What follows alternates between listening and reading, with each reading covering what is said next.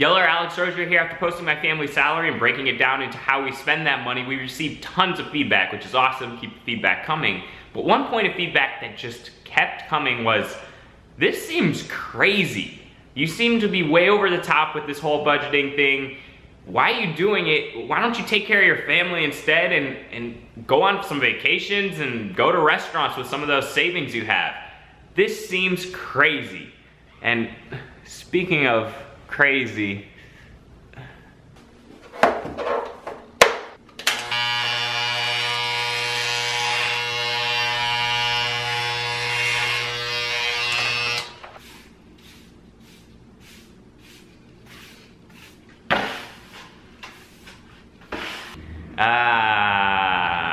that's better. For me, this whole discussion really comes down to goals. Hashtag goals, baby. You know, have you written your goals down? Have you talked about what your goals are? Have you even thought about if your goals are realistic? For me, it goes a bit beyond just my own personal goals. It's my goals with my wife and, you know, my family now. So goals are important to me and they've been helpful. I'm not even the best person to be talking about goals because I've struggled with it so much in the past. But for some reason, past 3 years, these goals have stuck and we've really come up with an action plan to execute on the goals. Before my wife and I set these goals, I felt a lot of stress around finances, but I didn't really know what to change because I didn't have an action plan or anything to look at. More than that, I didn't really know if what was in my head was what I cared about anymore. Like maybe these dreams that I had been sold to me by my parents or, you know, somebody of influence in my life who had their own goals and dreams, but they didn't really reflect my values or what I cared about in life anymore. Maybe I did just want to go live in the moment and, you know, spend all my savings, whatever. But without setting those goals, I had no way to really understand where I was headed and if my goals still made sense in life. The first step is to evaluate where you are in your life, and is it where you want to be? Is it where you imagine yourself being in 5 years? Does it reflect your current status? This isn't locked in stone, you know, oh, I set my goals today and it's so strict and rigid that I can't change them in the future. No, it's just, you set your goals today, it gives you a benchmark to reevaluate in the future.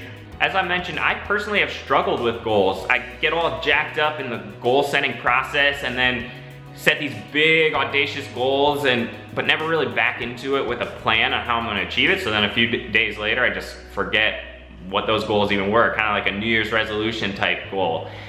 And what has happened because of that is I've developed this aversion to even setting goals, thinking maybe I'm incapable of ever hitting a goal, when the reality is these goals were more like dreams than goals, because they were just out there with no action plan to actually do anything about them and realistically hit the goal. I had these goals of home ownership, putting 20% down when I buy a home, buying cars with cash, you know, helping my kids financially like my parents did for me when they go to college or after they graduate high school with whatever they decide to do.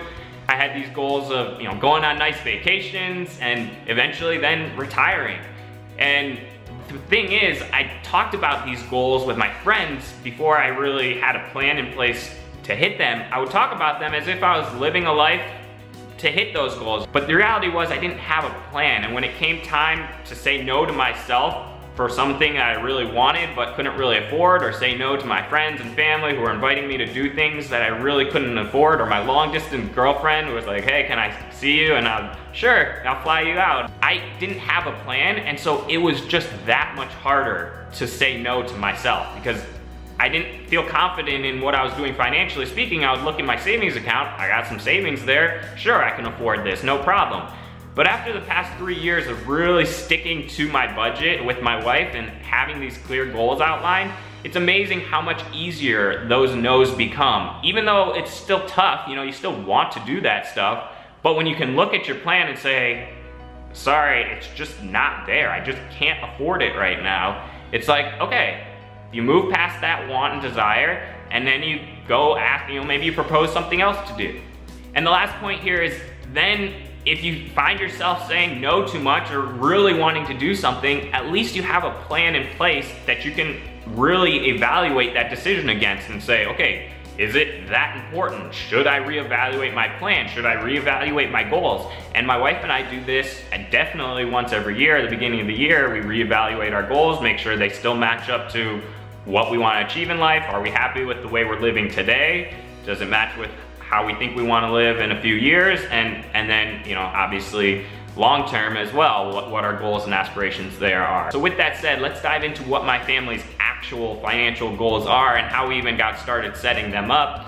You know, obviously our goals will change in the future, but they've remained pretty constant over the past 3 years. So it'll give you some insight into why we're spending like we are in our budget, why our plan is that way, and what those goals are that we're trying to achieve. So for us, this whole goal setting process really oriented itself around standard of living, or how we wanted to live our life, what it looked like on a day-to-day basis, what kind of house we lived in, what kind of cars we drive, what kind of food we ate, what kind of schools our children attended, what kind of vacations we went on.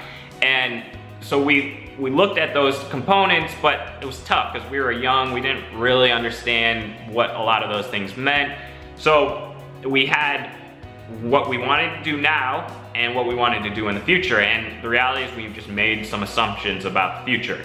One thing we started with is an emergency fund. That was looking at risk tolerance. It's tough to understand risk of future events. These are getting unemployed, catastrophic failures, and you know, your house burns down or something like that, that insurance doesn't cover. For house burning down, maybe insurance would cover it. But it's something that happens in life that you would have to either pull from your savings or borrow from friends and family or get a short-term loan.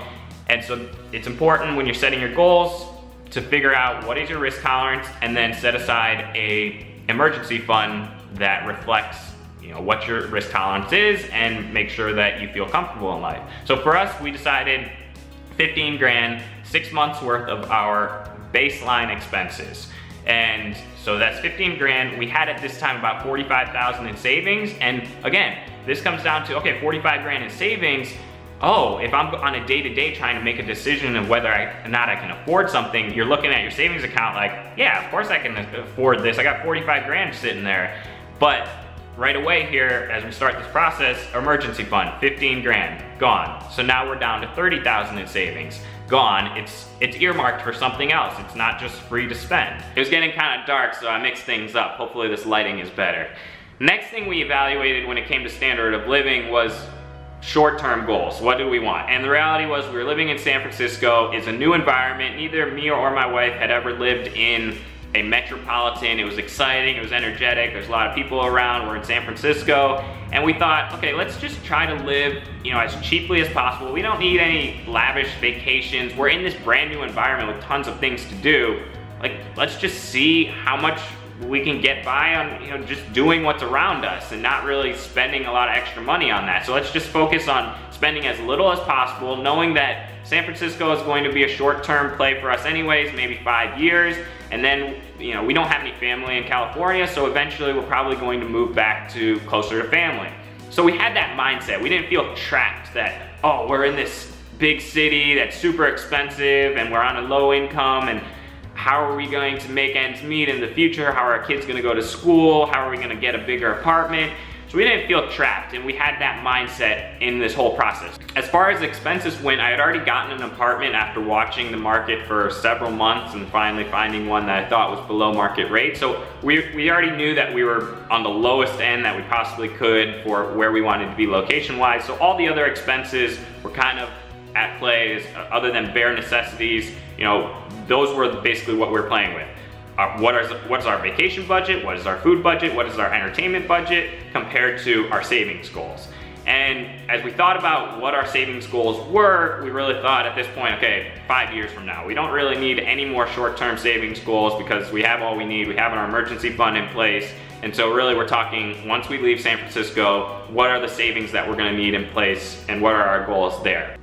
And for this, we had to get a bit speculative because we're talking 5 years out potentially in a different city than we live now. So we had to really understand what kind of cars we wanted to drive, what kind of house we wanted to live in, and what kind of schools we wanted our kids or our future kids to attend. So we had to get pretty granular here and really understand what it is we were talking about. And so with that, we decided on we were gonna drive some hoopties. So we would put away $7,000 for 2 cars. So one for my wife and myself. 7 grand we set on by looking at some used cars in the market and seeing, okay, is this a reliable enough vehicle that we feel comfortable driving? It's not a new BMW that we're gonna be impressing anybody with, that's for sure, but it's reliable enough that we're happy driving it. Next, we decided we're probably gonna wanna spend more on the housing category. We're gonna want, you know, a starter home, maybe even a little bit better than a starter home, but we're okay with renting for a few more years to get there, but we wanna put 20% down on what looks like probably a $300,000 to $400,000 house, as we looked at the market for where we thought we'd be moving to understand, okay, what does 300 to 400 grand even get you in this area? And does that fit with our aspirations for a standard of living? Once we get there, does it fit into our income level that we think we'll have once we are there in 5 years? And so, and lastly, we decided the kids would not attend private school. And as far as college goes, we decided our goal is to provide $50,000 for each of our kids. This, again, may be reevaluated in the future, but we're saving towards having 50 grand for each of our children for whatever they decide to do after high school. So there you go, there are our goals, our short-term goals, 5 years from now, even extending into the 20-year goals with the college savings. And from there, it becomes pretty simple. You have the 30 grand left over in your savings account after taking away 15 grand for the emergency fund, and you just divvy it up. So we take 14,000 for the cars. Okay, the car savings is done. You know, luckily we didn't have any debt to compete with these goals with, so car savings is done. We know we'll be able to buy a car or 2 cars once we leave San Francisco. Next, it comes to college savings. We ended up having a child shortly after we established these goals. So our thought process there to get to the 50 grand is we needed $5,000 every time a child is born. The first day that they're born, we put away $5,000. And from there, every month from the day they're born until they're 18, we'll put away $75 extra. And we put this into a savings account, an investment account, and it's continuously earning investment and compounding, and eventually, if you look at about 7% compounding growth, annual compounding growth, then you'll have 50 grand sitting in an account somewhere by the time that they're 18. So there you go, now you have college savings set aside. So that was 5 grand of the 30, now you're down to, you only have about 10,000 bucks left. And we have this goal from down payment on a house. Oh man, this is bright. The sun just came over Oracle Park and now I can't see anything. I gotta put the blinds down.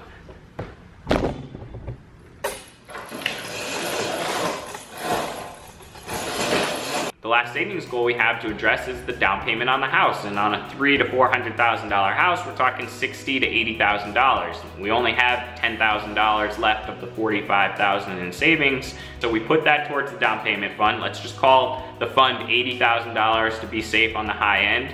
And we were okay here pushing the timeline back and renting a few years when we moved to Florida and being flexible on the time frame. But it was still important that we are working towards that, you know, on a relatively consistent basis.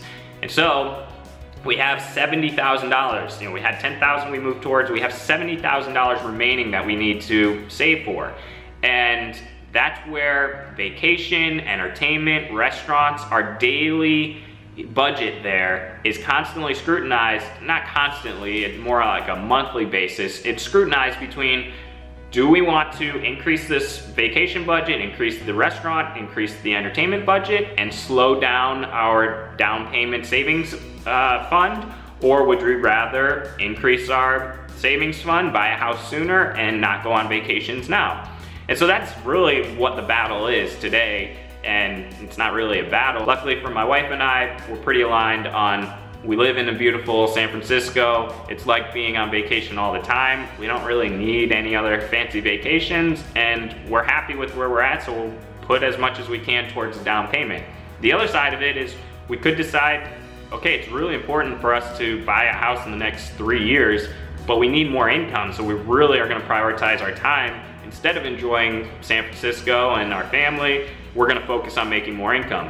That was another discussion we had around these savings goals, but we decided we'd like to prioritize having time with the family to spend together and have a lower stress life in the short term, and maybe not have the highest paying, you know, the most luxurious vacations or have the fastest savings on our home, but we're happy with where we're at. We're putting, you know, about $1,000 towards the down payment every month, and eventually we'll get there.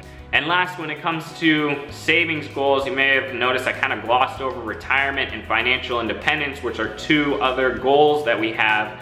And for that, I mentioned 10% for retirement. I'll talk about this more in a future video. As far as financial independence, we are getting quite a bit of equity from the role that I'm in, which is this unknown variable in this whole savings goal component of things, where we decided it's very high risk, but for the short term, we're okay with taking this high risk investment of startup equity and having that in our portfolio. Maybe it'll pay off, maybe we'll have this, kind of windfall moment as far as financial independence goes and retirement, or maybe not, and that's okay because we're so young. We'll reevaluate financial independence and retirement more thoroughly in a few years, but the 10% savings, every month coming from our salary is just the bare minimum that we know we're not betting everything on this potential windfall equity moment, and that will be okay as long as we figure out how to live within our means and live comfortably with the salary that we have today. So there it is, those are our savings goals, and from there you can back into what your budget is, evaluating, okay, these are our top line goals, and on a day-to-day basis, what do I need to survive, or what do I need to be happy? And there you go, you have your budget. And then it just comes to sticking to your budget, which is the hardest part. Luckily, my wife is better at that than I am, and she holds me more accountable than I hold myself accountable to that budget. And so we're a perfect team when it comes to this, but really that's where the main challenge comes is, okay, now that you've come up with a goal, you've come up with a plan, can you stick to the plan? And we'll talk about that more in the next video. Hopefully you guys like this video. Comment down below telling me what your savings goals are or not, and asking questions about my savings goal. And as always, smash that free 99 like button down below. I'll see you next time, guys.